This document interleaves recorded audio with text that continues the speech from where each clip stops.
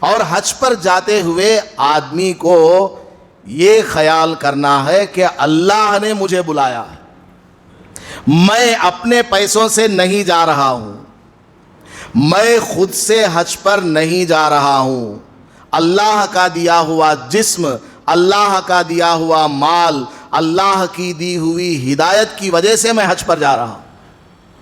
یہ نیت اگر حاجی کے دل میں ہوگی اللہ پاک اس کے حج کو قبول فرمائے گا۔ اگر آدمی کے دل میں یہ نیت نہیں ہے بلکہ فخر کرتا ہے میرے پاس پیسہ ہے میں حج کو گیا، میں گیا سو میں کرا سو، یہ اس طرح وہ ناموری کے لیے حج کرتا ہے، اس کا حج کالے کپڑے میں لپیٹ کر اس کے منہ پر مار دیا جائے گا۔ سر کے بال سے لے کر پیر کے ناخن تک اللہ کا دیا ہوا ہے۔ ایک ایک روپیہ جو ہم کماتے ہیں وہ اللہ کے دیے ہوئے جسم کو استعمال کر کے ہم کماتے ہیں۔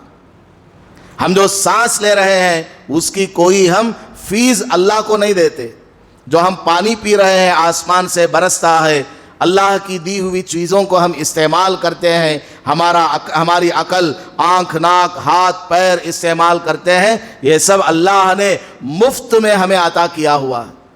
تو جو کچھ بھی ہم کر رہے ہیں اللہ کی توفیق سے کر رہے ہیں، یہ سمجھ کر کے آدمی کو سفر حج پر جانا ہے۔ اللہ پاک نے قرآن میں نماز کا حکم دیا، زکوٰۃ کا حکم دیا، روزے کا حکم دیا، اور بھی بہت ساری چیزوں کا حکم دیا، لیکن جب حج کا حکم دیا اس کا انداز بڑا ہی نرالا اللہ نے اپنایا ہے۔ اللہ نے کیا فرمایا؟ وَلِلَّهِ عَلَى النَّاسِ حِجُّ الْبَيْتِ۔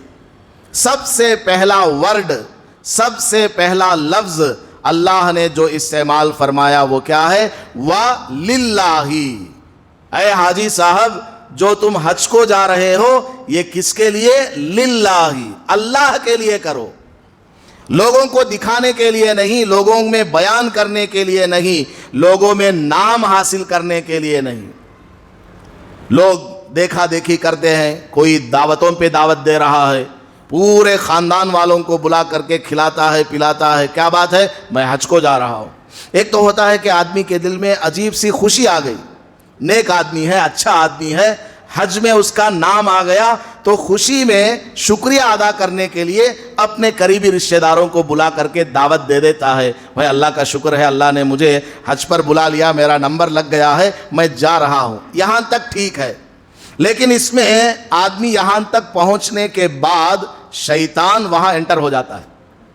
شیطان انٹر ہو کر کے اس کی نیت کو بدل دیتا ہے، اس کی نیت کے اندر تبدیلی کر دیتا ہے کہ تو کتنا بڑا آدمی، دیکھ پورے محلے میں کون بھی حج کو گئے نے تو جاتا ہے، او بڑا آدمی تو، تمہارے خاندان میں کوئی بھی آج تک حج میں نہیں گیا، تو جا رہا ہے، بہت بڑا آدمی ہے تو، اتنی بڑی دعوت شادی محل میں تو کر رہا ہے، اتنی بڑی دعوت پوری مدن پلی میں آج تک کسی نے بھی نہیں کی ہے۔ اس طرح کر کے شیطان اس حاجی صاحب کی نیت کو خراب کر دیتا۔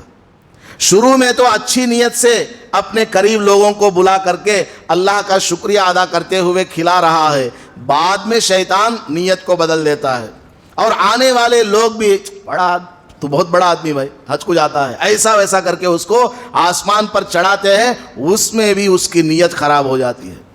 اب میں کرنسی کرنا بھائی حج، اب میں حج کو جاتا ہوں، اتیادناک معلوم ہو گیا، میں ایسا کرنا ویسا کرنا کر کے نیت جو ہے شیطان بدل دیتا ہے۔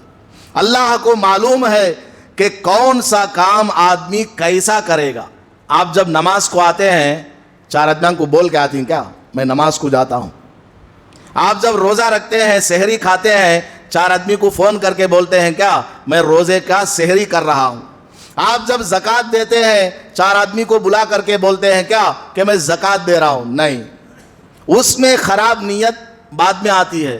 لیکن حج میں کیا ہوتا ہے، آدمی بتانا نہ بھی چاہے پھر بھی دل کے اندر سے وہ شیطان گھسیٹتا ہے، بول بول بول، اب 2 دن رہ گیا، وارم رہ گیا، ٹکٹ آ گیا ہے، اب تجھے جانا ہے، اب تو بول۔ اس طرح کر کے شیطان اس کو تنگ کرتا رہتا ہے، اور آدمی بڑا پیسہ خرچ کر کے حج پر جاتا ہے۔